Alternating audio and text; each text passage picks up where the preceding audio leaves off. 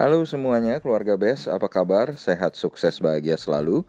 Jangan lupa subscribe, like, bagikan channel ini dan berikan komentar Anda agar kami semakin semangat dalam memberikan Anda update terkini mengenai pasar modal setiap harinya. Bagi Anda yang selama ini telah mendukung kami ucapkan terima kasih dan kami doakan Anda selalu diberikan kesehatan, rezeki, dan kebahagiaan yang melimpah. Jangan lupa aktifkan loncengnya agar Anda tidak tertinggal setiap kami menerbitkan update terbaru. Pada market outlook tadi pagi, kami menyatakan bahwa IHSG 50% berada dalam zona hijau, 50% berada dalam zona merah dengan sedikit kecenderungan bahwa IHSG akan ditutup di zona hijau. Dan kalau kita lihat pada market review hari ini, market review untuk hari Selasa 27 April 2021, ternyata memang tadi sebelum closing atau di post closing IHSG berhenti atau ditutup di posisi zona hijau plus 0,01%. Sayangnya di closing IHSG diturunkan lagi ke zona merah. Dan kalau kita lihat memang IHSG hari ini diperdagangkan dibuka langsung di zona hijau dengan cukup meyakinkan di 5.986,996, bahkan sempat menyentuh ke zona psikologisnya di titik tertingginya di 6.003,918. Namun setelah penutupan sesi 1, sesi 2 dibuka, IHSG langsung melorot ke zona merah dan sempat turun di titik terendahnya di 5.950,868. Dan akhirnya IHSG mendarat di 5.959,621, mengalami pelemahan tipis 5,2 poin atau 0,09%. Total transaksi yang terjadi di IHSG hari ini adalah 9,769 triliun rupiah. Tercatat 193 saham menguat dan 300 saham melemah. Market capital atau nilai pasar dari IHSG adalah 7.078,775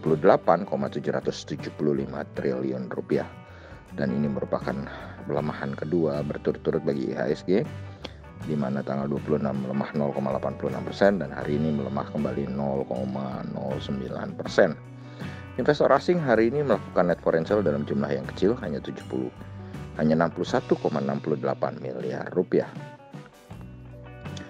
Dan kalau kita lihat indeks LQ45 ternyata berada di dalam posisi yang sama dengan IHSG, mengalami penurunan 0,826 poin atau 0,09% ke 891,353. Sebetulnya hari ini IHSG sudah coba diangkat oleh sektor banking, di mana 4 bank besar, baik itu BNI, BCA, Mandiri maupun BRI, semuanya berada dalam zona hijau. Dan kebetulan BCA dan BRI adalah saham yang kami rekomendasikan kemarin. Sementara BNI mengalami kenaikan yang cukup signifikan yang disebabkan karena keluarnya laporan keuangan yang cukup baik performanya.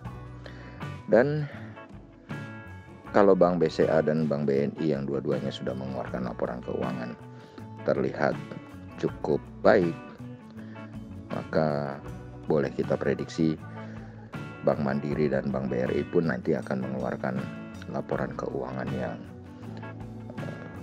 mirip-mirip atau senada ya, karena satu sektor. Kemudian kalau kita lihat kurs rupiah kali ini adalah 14.448. Jadi rupiah menguat 26 poin atau 0,18% terhadap US dollar. Dan ini tentu sejalan dengan pelemahan DXY atau dolar indeks. Dan posisi dolar indeks saat ini memang berada pada posisi 91,008, sedikit menguat daripada penutupan kemarin, menguat 0,201 poin atau 0,22%. Kemudian kalau kita lihat harga emas dunia saat ini berada di 1.778,40 atau mengalami pelemahan 3,5 poin atau 0,2%. Yang kalau dirupiahkan adalah 826.445 atau melemah 2.762 rupiah. Memang indikator emas ini perlu kita perhatikan dengan detail, terutama di saat-saat sekarang ini mengingat terjadinya krisis di India.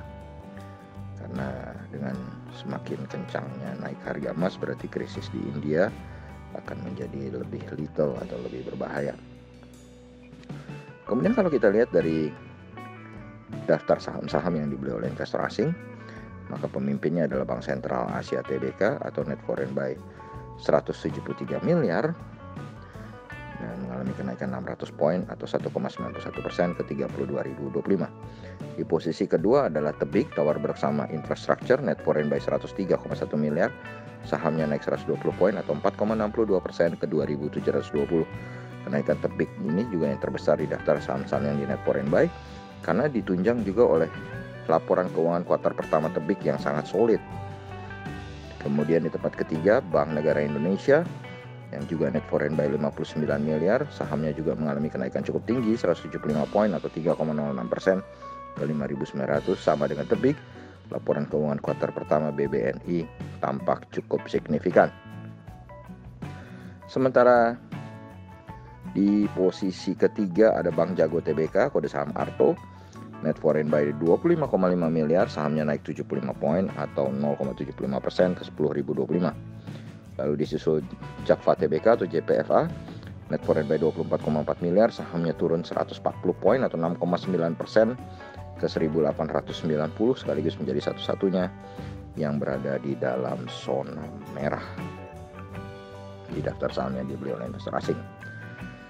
Sedangkan yang dijual oleh investor asing yang terbanyak adalah TLKM, Telkom Indonesia, net foreign sale 147,3 miliar, sahamnya turun 90 poin atau 2,77% ke 3.160, sekaligus menjadi yang penurunannya terdalam di daftar saham yang dijual oleh investor asing. Nomor 2 ada Bank Rakyat Indonesia TBK atau BBRI, net foreign sale 58,8 miliar, sahamnya turun naik 30 poin atau 0,72% ke 4.170. Di posisi berikutnya ada Bank Mandiri Persero atau BMRI, net foreign sale 45,1 miliar, sahamnya naik 75 poin atau 1,26% ke 6.050, sekaligus menjadi yang kenaikannya terbanyak di daftar saham yang di net foreign sale. Kemudian berikutnya ada ASII atau Astra International TBK, net foreign sale 20 miliar, sahamnya turun 100 poin atau 1,78% ke 5.525. Lalu berikutnya ada BBTN atau Bank Tabungan Negara, net foreign sale 19,1 miliar, sahamnya naik 10 poin atau 0,63% ke 1.585. Lalu kalau kita lihat bagaimana market regional Asia, indeks Nikkei 225 Tokyo Jepang melemah tipis 0,13% atau 38,73 poin ke 29.087,500. Hang Seng Indeks Hong Kong juga melemah tipis 0,04% atau 11,291 poin ke 28.941,539. Shanghai Composite Index menguat 0,04% atau 1,44 poin ke 3.442,61. Sedangkan Straits Times Index Singapura tampak menguat 0,17% atau 5,31 poin ke 3.210,21. Kemudian kalau kita berpindah ke opening market Eropa, kita melihat FTSE 100 Index London tampak menguat tipis 0,06% atau 3,91 poin ke 6.966,46, sedangkan GDXI atau Xetra DAX Frankfurt melemah 0,17% atau 25,59 poin ke 15.270,75. Sedangkan Dow Jones Index Future tampak menguat 37 poin atau 0,11% ke 33.914. Dari data-data yang kami lihat di pembukaan market Eropa, juga di Dow Jones Index Future, dan kami melihat IHSG sudah 2 hari berturut-turut berada dalam zona merah, dan bagaimana BNI dan BCA bisa membuat earnings yang cukup bagus di kuartal pertama ini, maka kami memprediksi besok sektor perbankan akan melanjutkan penguatannya dan kembali mencoba mengangkat IHSG ke zona hijau sebesar 51%. Demikianlah apa yang bisa kami sampaikan kali ini. Semoga bermanfaat bagi kita semua.